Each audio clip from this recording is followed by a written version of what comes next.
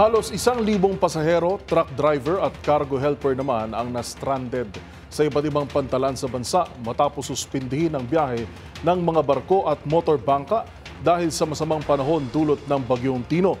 Base sa datos ng Philippine Coast Guard o PCG, apektado ang 42 pantalan sa 4 na rehiyon: Eastern Visayas, Southern Tagalog, Southwestern Mindanao at Central Visayas.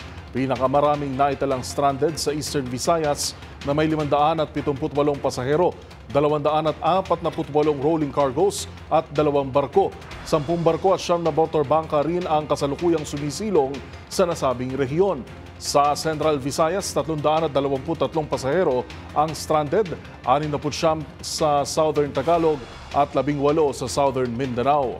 Patuloy na minomonitor ng PCG ang mga pantalan at nagpaalala sa publiko na huwag munang bumiyahe sa mga apektadong lugar hanggang sa payagan muli ang paglalayag.